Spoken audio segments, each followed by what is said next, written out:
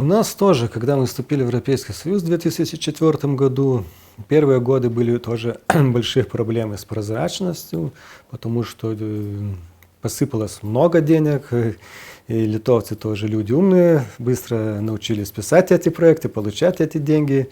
И чиновники, администраторы не успевали следить за всеми проектами, насколько они эффективны, насколько деньги инвестируются прозрачно.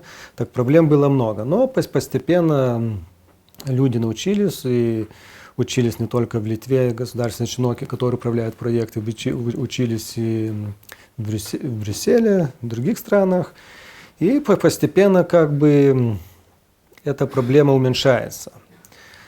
Потому что здесь такая проблема есть еще, можно очень бюрократично смотреть, но тогда эта помощь получается не очень вкусная. Да? Ты получаешь там сколько-то денег, но этот проект настолько сложно администрировать, настолько много бумаг, настолько нужно там отчитываться, что это бывает проблема. Так мы всегда, государство всегда смотрит, как с одной стороны упростить эти процедуры, делать легче, чтобы не нужно быть там профессионалом по этим проектам. И с другой стороны, эти процедуры нужны, чтобы было прозрачно, что можно было бы следовать, куда эти деньги идут, и достижаются ли эти цели, которые были декларированы в проектах.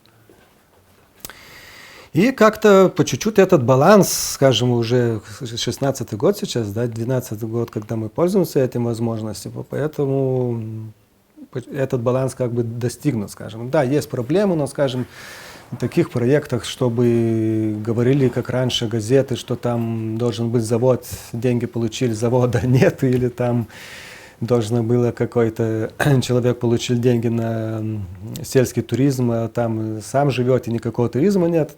Таких случаев практически нет, но раньше они бывали. И сейчас очень быстро, если есть какие-то подозрения, эту информацию дают эти проверяющие агентуры, есть методика, пройдут структурами, они быстро там решают. И это проблема. Но они тоже были. Можно посоветовать только, чтобы быстро надо учиться, быстро перенимать знания у других стран. Вот мы с этими проблемами столкнулись. Есть разные программы, как взять опыт в странах подобных нами, которые мы прошли эти проблемы. И надо быстро учиться и внедрять эти новые, скажем, процедуры, которые мы изучили, которые помогают администрировать эти все деньги.